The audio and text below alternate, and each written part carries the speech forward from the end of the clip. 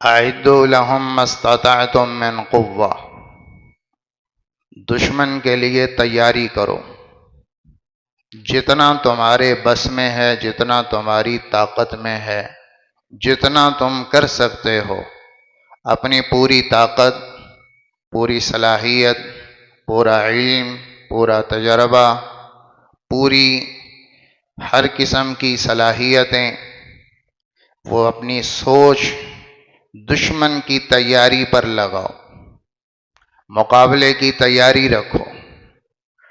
یہ اسباب کو حاصل کرنا، ٹیکنالوجی کو حاصل کرنا، یہ ہمارے دین کا حکم ہے۔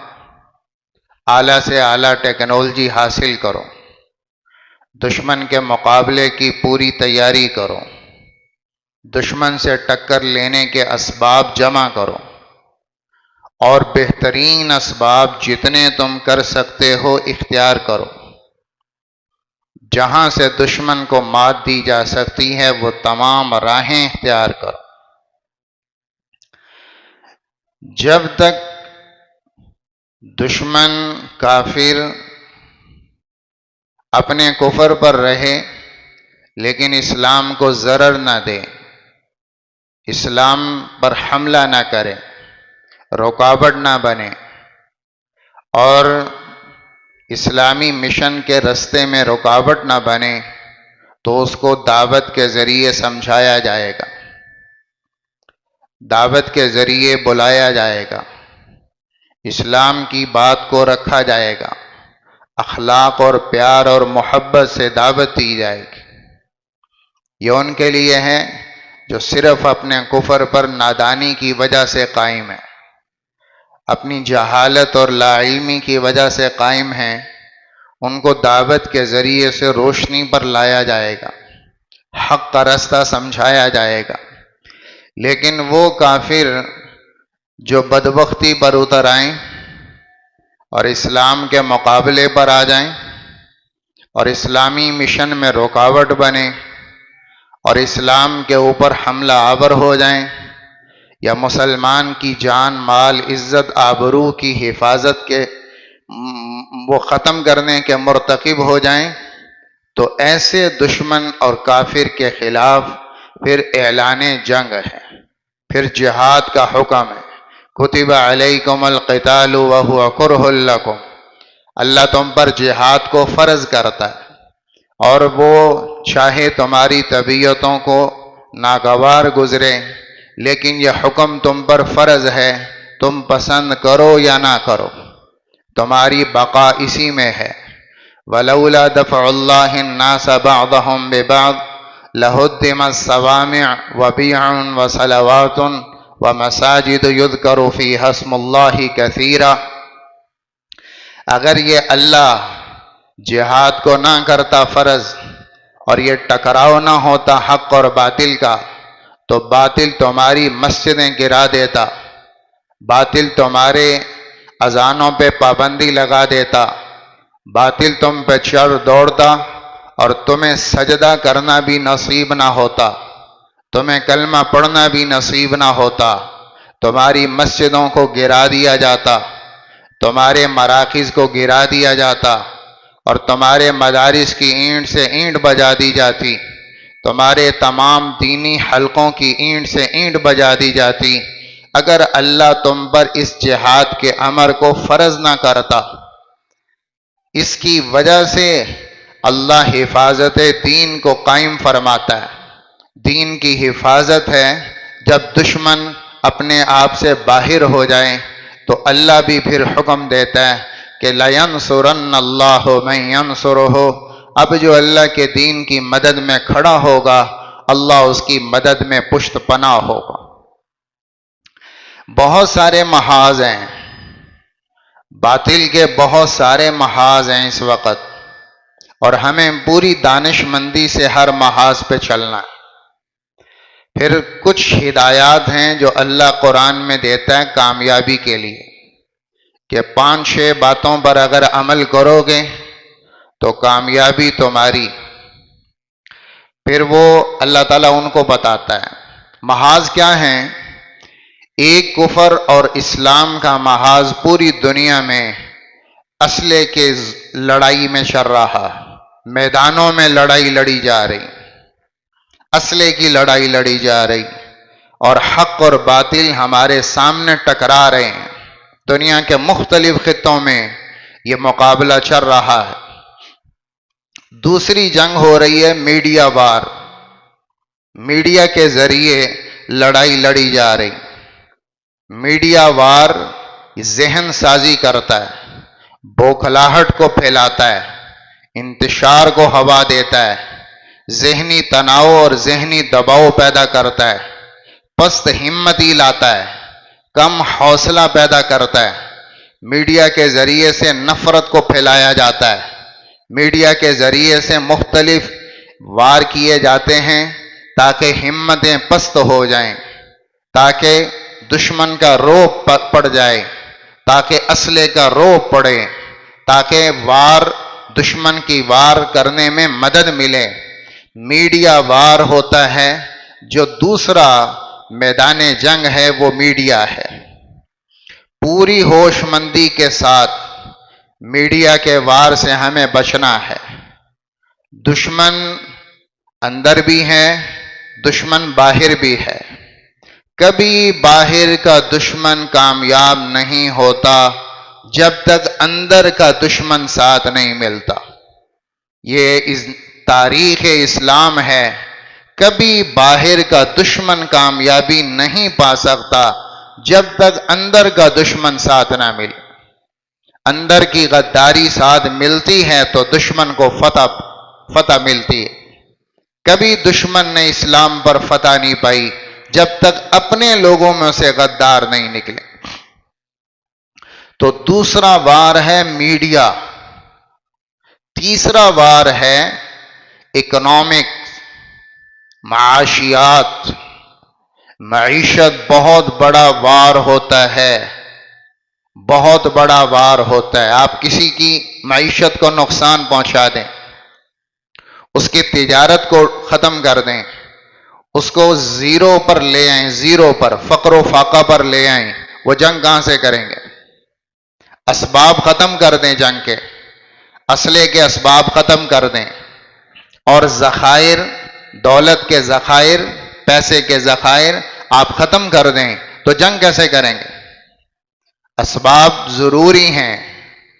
اس لیے معیشت بہت بڑی جنگ ہے، اور آپ دیکھیں گے دنیا میں اس وقت بھی بہت ساری لڑائیاں معیشت پہ لڑی جا رہی۔ یہ بھی ایک میدان ہے کہ کسی ملک کو نچوڑ دو معیشت کے اعتبار سے، اسے کمزور کر دو، وہ سانس لینے کے قابل نہ رہے، وہ روٹی کے قابل نہ رہے، تو وہ راکٹ اور جہاز کہاں بنائے گا؟ وہ اسلحہ اور ٹینک کہاں بنائے گا؟ وہ فوج کہاں بنائے گا؟ وہ لڑنے کے اسباب کہاں بنائے گا؟ جس کے پاس کھانے کو روٹی نہ ہو، وہ تو ہر چیز بیچنے کو تیار ہے کہ مجھے روٹی دے دو، روٹی دے دو۔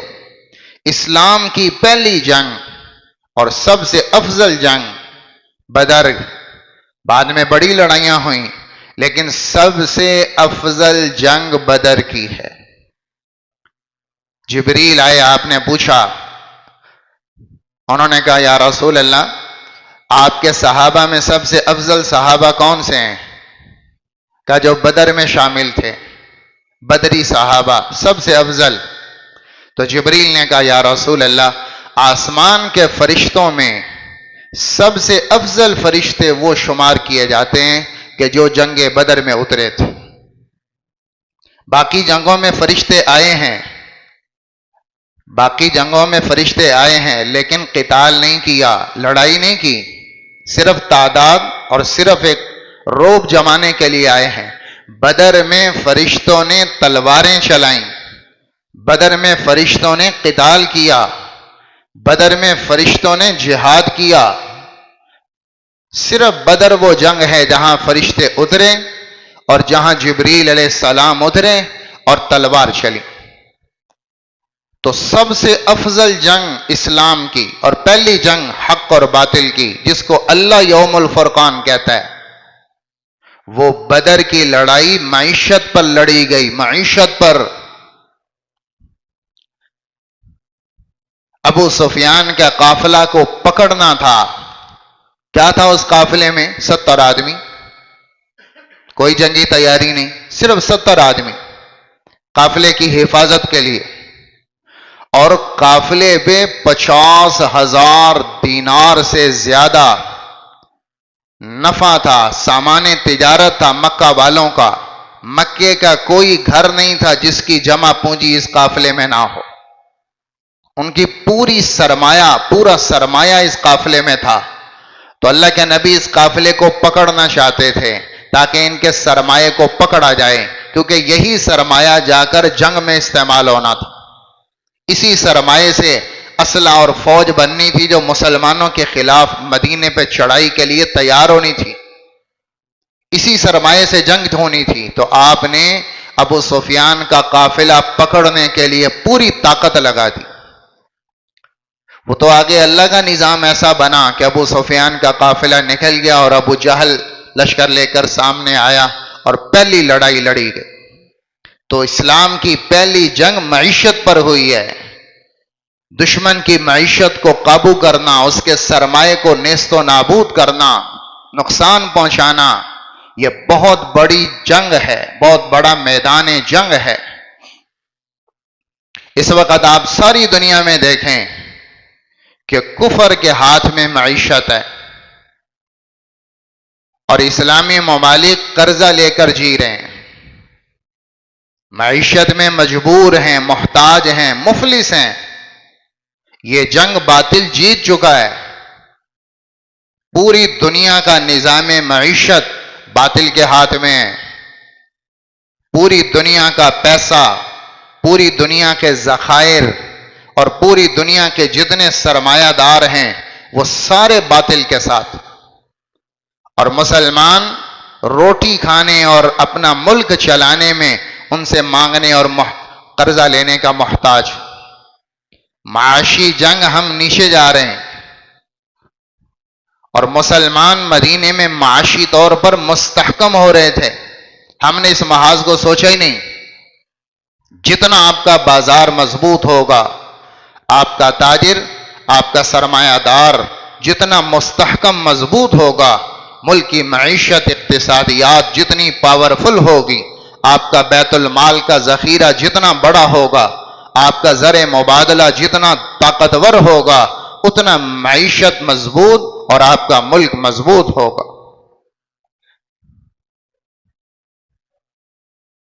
مدینے میں آئے صحابہ، جھاڑ کے جیبیں آئے، جھاڑ کے۔ اللہ خود کہتا ہے للفقراء المہاجرین، یہ ہجرت کر کے آنے والے اس وقت سارے ہی فقیر ہیں، سب مکہ میں چھوڑ آئے، جیبیں خالی۔ چند سال لگے میرے نبی کو، آپ کو اس نظریے سے بتا رہا ہوں، معیشت کے اعتبار سے چند سال لگے مدینے کے بازار کو آپ نے اٹھایا۔ مدینہ ایک گاؤں تھا، مکہ انٹرنیشنل شہر تھا، بڑا شہر، مدینہ ایک گاؤں تھا۔ آپ نے اس کے بازار کو اٹھایا اور اس کے بازار کو اصولوں پہ قائم فرما کر اس نہج پر پہنچایا کہ اس بازار کا تاجر ہے، اسی بازار کا عبد الرحمن بن عوف، اور دنیا کے بڑے مالداروں میں ان کا نام آتا۔ اسی بازار کا تاجر عثمان بن عفان، اور دنیا کے بڑے تاجروں میں نام آتا ہے۔ اکنامکس اور معیشت اتنی مضبوط کر دی مدینے کی کہ مدینہ خیرات دیتا ہے۔ اسی بازار کا تاجر عثمان بن عفان پوری دارالحکومت مدینہ پر خیرات کرتا ہے، پورے دارالحکومت کی روٹی دے رہا ہے۔ تبوک کا لشکر جاتا ہے اور 30,000 گھوڑے بما ساز و سامان وہ لشکر کی مدد کر رہے ہیں۔ کتنا مال ہوگا؟ صرف 10 سال نہیں لگے، کوئی 8-9 سال لگے، 8-9 سال زیرو سے اللہ کے نبی نے معیشت کو اٹھایا اور اس سطح تک پہنچایا کہ ایک تاجر سارے لشکر کا 1/3 حصہ دے رہا ہے۔ 10,000 دینار درہم دیے عثمان بن عفان رضی اللہ تعالیٰ نے تبوک میں آپ نے جھولی میں ڈالے، ان کو الٹا رہے ہیں، پھر آپ نے اپیل کی، پھر 10,000 اور دے دیے، پھر آپ نے اپیل کی، پھر 10,000 اور دے دیے، 30,000 دراہم۔ آپ اتنے خوش کہ آپ ان کو اچھال رہے ہیں اور آپ کہہ رہے ہیں ما ذر عثمان ما عمل بعد هذا، آج کے بعد عثمان کوئی عمل نہ کرے جنتی، آج کے بعد عثمان کوئی عمل نہ کرے تو جنتی۔ کتنا مستحکم کیا تاجر، کتنی معیشت کو مضبوط کیا اللہ کے نبی نے۔ یہ بہت بڑا ایک میدان ہے، معیشت کا میدان، اور اس میں ہم شکست کھا رہے ہیں۔ جنگیں ایسے نہیں قائم ہوتی میدانوں میں، اسلحے کی لڑائیاں اس سے پہلے بہت ساری لڑائیاں ہو چکی ہوتی۔